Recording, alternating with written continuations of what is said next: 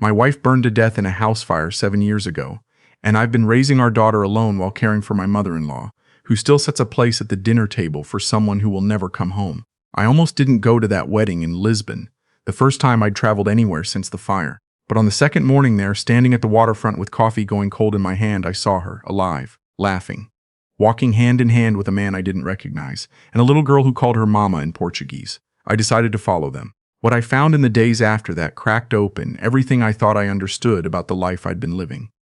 Stay with me until the end and leave a comment telling me where you're watching from. I want to see how far this story reaches. 7 years, 2 months, and 11 days. That's how long it's been since the Columbus Fire Department called me on a Tuesday night while I was finishing a job site inspection in Cincinnati. They told me there had been a fire at our house on Briarwood Drive. They told me my wife hadn't made it out. They told me the fire had moved so fast through the back of the house that by the time the neighbors called 911, there wasn't much left to recover. There wasn't much left of Marlene either. The fire investigators' report called it accidental, a gas line malfunction near the kitchen. Our house was older. We'd talked about updating the appliances for years. I always said we'd get to it someday when things slowed down. They never did. Afterward, I told myself that was one of the things I'd have to live with. I was 50 years old when I became a widower, a retired structural engineer with a 9-year-old daughter named Piper, a mortgage that was too big for one salary, and a mother-in-law named Violet who had just moved in with us 3 months before the fire because her memory was starting to go. Marlene had insisted on it. She had a way of deciding things and waiting for me to catch up. I always did. After the fire, I kept Violet in the house. What was the alternative? She was 70 years old, barely managing her own medications, and she asked where Marlene was every morning like it was the first time she'd thought to wonder. Her memory was a leaking boat. Some mornings she'd hold on to the truth for a few hours, then lose it again. Some days she thought it was 1987 and her daughter was still coming home from swim practice. I got Piper through the 4th grade and the 5th and the 6th. I packed lunches and showed up to school nights and sat in parking lots afterward longer than I needed to, because I didn't want to go back inside to a house that was too quiet. The grief counselor I took Piper to for the first year told me I needed to grieve too, not just manage. I nodded and kept managing. The life insurance company fought the payout for almost 2 full years. Marlene had increased her policy 6 months before the fire, doubled the coverage. The company's investigator thought it was suspicious. I thought it was just Marlene being Marlene, always running the numbers, always 3 steps ahead. But the legal fight cost money I didn't have, and by the time they settled, the attorney's fees and the debt I'd run up keeping the household afloat had swallowed most of the $200,000 before I could catch my breath. I picked up consulting work, 2 days a week, then 3, then whatever the market would give me. I hired a home aide named Mrs. Petrova, a retired hospital nurse, steady and kind, to check on Violet while Piper was in school. Some months I could afford her 4 days a week, some months 1. Our friends stopped coming by after the first year. I don't blame them. What do you say to a man whose wife burned? How long is a widower supposed to stay in that particular room before it starts to make people uncomfortable? I kept going. That was the whole of it, just kept going. The invitation to the Lisbon wedding came from a high school friend. His son was marrying a Portuguese woman he'd met in graduate school, and they were doing the whole thing overseas. A ceremony in a 400-year-old chapel, dinner by the Tagus River, 4 days for anyone who wanted to make a real trip of it. I said no the first time he asked. I cited Piper, I cited Violet, I cited the expense. He called back a month later and told me to stop being an idiot. He said I hadn't left Ohio in 7 years except for work. He said Piper was 16 and capable of managing a long weekend, and he'd already checked with Mrs. Petrova, who agreed to stay with Violet through Saturday night. He knew me well enough to know that if I said no again, I'd say no forever. So I went. The flight to Lisbon was 10 hours. I slept through most of it the way you only can when exhaustion has become its own kind of sedation. I arrived to blue skies and warm October air and the kind of light that bounces off the Tagus and makes you feel, briefly, like the world is larger than you remembered. The city was old and beautiful, and the streets smelled like grilled fish and strong coffee, and something I hadn't experienced in so long I barely recognized it: the complete and temporary absence of obligation. The wedding was Saturday. On Friday morning I woke up early, bought coffee from a bakery near the hotel, and walked down to the waterfront near the Praça do Comércio, with nowhere to be for the first time in 7 years. I stood by the arched promenade and watched the river and let the coffee go cold. That's when I saw her. She was 60 yards away, maybe less, standing near one of the tiled columns that line the riverside walk, laughing at something the man beside her had said. Not a social laugh, the real one, the kind that used her whole face and made her close her eyes for half a second. I knew that laugh the way you know your own name. My legs stopped working. I have read things about grief. about how the bereaved see the faces of their lost in crowds in grocery stores at the edge of their peripheral vision. I went through all of that in the first 2 years after the fire. I followed 2 women through parking lots before realizing. I called out a name in a hardware store once and had to pretend I'd coughed. I knew the difference between that kind of grief and what I was seeing now. This was not that. I knew my wife's walk, the slight forward lean when she was moving with intention, the way her right hand moved when she talked. I knew how her shoulders looked when she was completely at ease, which was rare when I knew her, because Marlene was always managing something, always calibrating. She was holding her shoulders that way now. The ease of a woman who had nothing left to hide, which I know now was a particular kind of irony. The man beside her was a few years younger, dark-haired, broad-shouldered, with the deep tan of someone who actually lived in the sun rather than visiting it. His arm was around her waist in the unthinking way of a man who has put his arm there 1,000 times. Between them, holding both their hands and swinging forward on the upswing, was a little girl, 5 or 6 years old, dark curly hair. She had Marlene's nose. I didn't approach them. I don't fully know why. Some combination of shock and some animal instinct that said if you move wrong right now, something breaks that you can't unbreak. I stayed against the wall of the promenade and watched them walk along the waterfront until they turned into a side street and the distance swallowed them. Then I stood there for a long time. Then I started moving. I skipped the rehearsal dinner that night and spent 3 hours in the hotel business center researching private investigators in Lisbon with English-speaking services. I found a firm run by a man named Philippi who had spent 20 years with the judicial police before going private. I emailed him at midnight. He responded before I woke up. We met the next morning. I skipped breakfast. I showed him the 2 photos I'd taken from a distance on my phone. Blurry, but her face was visible in one of them. I told him she was my wife. I told him she had died in a house fire in Columbus, Ohio 7 years ago. I told him I needed to know who she was now. He looked at the photo for a long time. Then he asked if I was certain. I told him about the scar on her left collarbone from a mole removal in 2014. I told him about the gap in her right eyebrow, a small hairless line from a bike accident in childhood that no one ever noticed unless they knew to look.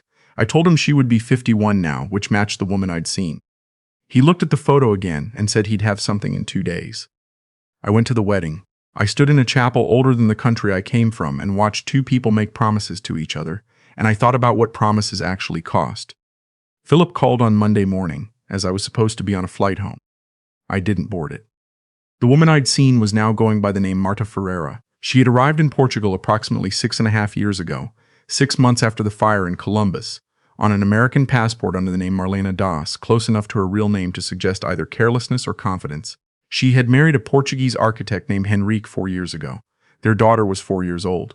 She held a residency card, an address in the Príncipe Real neighborhood, and described herself on her public profile as a yoga instructor and wellness blogger. Marlene had never done yoga once in the 22 years I knew her. Philip had gone beyond databases. He'd spoken with people, neighbors, a woman who worked at a cafe my wife frequented.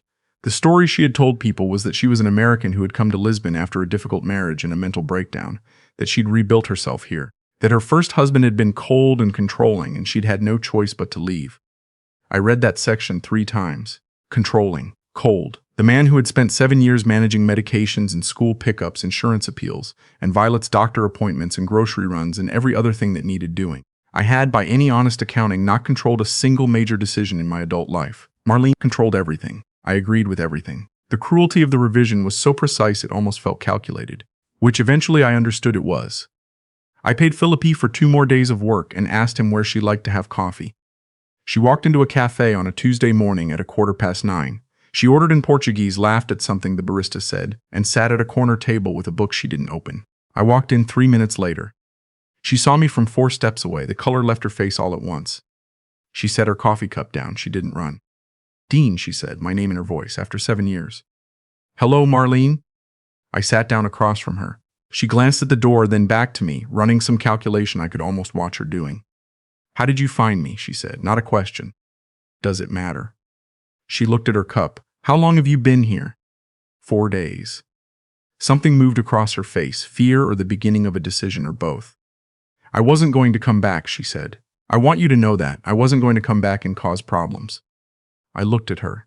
"That's what you're leading with." "Dean." "Piper is 16, I said. "She still sleeps with the stuffed rabbit you gave her when she was 3. She wrote an essay this year for school about her hero. She wrote about you, about how hard you worked as a nurse, how much you cared about your patients." She cried while she was writing it. "I know because she showed me." I stopped. Your mother asks for you every time she wakes up from a nap. Every single time. 7 years and she still asks. Marlene covered her mouth with her hand, her eyes filled. You don't get to cry, I said quietly. Not here. Not in front of me. She took a slow breath. When she looked up, something older was in her face. Not the relaxed, sunlit woman I'd watched at the waterfront, but something that had been waiting underneath it. I was drowning, she said, not in the fire. Before the fire. For years before. The marriage, my mother moving in, the feeling that everything in my life existed to serve someone else's needs. I know how that sounds. It sounds like a reason to file for divorce, I said, or go to counseling, or have one honest conversation with me at any point in 22 years. You never would have let me go. You don't know that. Dean, she shook her head. I would have spent the rest of my life apologizing, staying for Piper, staying for my mother. There was no door. So you set the fire instead. The cafe moved around us, espresso machines, low voices, someone laughing at the table nearest the window. Marlene didn't answer immediately. When she did, her voice was barely there. The fire investigator said it was the gas line. I know what he said, I told her. And I know what I found when I got back home and hired an attorney and asked someone I trust at the fire marshal's office to pull the original case file and look at the secondary investigation photos with fresh eyes. There are things in those photos that didn't make the initial report because the first investigator called it accidental and closed it in 2 weeks. I paused. They're looking again now. They've been looking for 3 weeks. She went very still. Henrique doesn't know who you are, I said. He thinks he married a woman who escaped a bad marriage. He thinks Piper doesn't exist. He has no idea that a 16-year-old in Columbus lights a candle on the anniversary of your death every year and calls it the worst day. Dean, her voice broke on my name. You left a 9-year-old child, I said. Whatever was wrong between us, whatever you needed, she was 9 years old. And your mother is in my house right now today, asking Mrs. Petrova where Marlene is, and someone has to tell her again. She pressed her knuckles to her mouth. The tears fell anyway. What are you going to do? She asked. I'm going home, I said. And then I'm going to do what should have been done 7 years ago. I flew back to Columbus the next morning. My attorney, a woman named Bridget, who I'd used for a property matter years earlier, spent 2 hours listening to everything I'd brought back. Photos, Philippe's report, the timeline, the life insurance policy that had been doubled 6 months before the fire, the $60,000 that had moved out of our joint investment account in the 18 months beforehand in amounts small enough not to trigger alerts. I hadn't noticed. Marlene managed all of it, and I trusted her completely. Bridget listened. She asked a few careful questions. Then she set her pen down and told me that the statute of limitations on insurance fraud in Ohio runs 6 years on the civil side, but there is no statute of limitations on arson. The fire marshal's office agreed to reopen the case file formally after receiving the documentation from Lisbon. The lead investigator told me, privately, that the original case had never sat quite right with him. The accelerant patterns in the secondary photos had been noted and then set aside because the primary report said accidental, and there was a dead wife and a grieving husband, and no one was looking for anything else. They were looking now. I told Piper when I got home. I sat her down at the kitchen table, the same table where Marlene used to open the mail, and I told her there was something she needed to hear, all the way through before she said anything. She was 16. She sat completely still while I talked. When I finished, she didn't cry. She looked at the table for a long time, then at me. She's alive, she said. Yes. And she didn't come back. No. She nodded once, the way Piper does when she's deciding where to put something she doesn't know how to hold yet. She asked if she could go to her room. I sat at that table for a long time after she did, listening to the house make its sounds around me. Interpol issued a provisional notice within 3 months of the arson investigation being formally reopened. The insurance company, which had paid out but never fully closed their fraud inquiry, engaged their own investigators the day they were informed that Marlene was alive and living in Lisbon under an assumed name. Henrique filed for legal separation the week a brief item appeared in the Lisbon papers about an American woman being held for questioning in connection with a criminal investigation in the United States.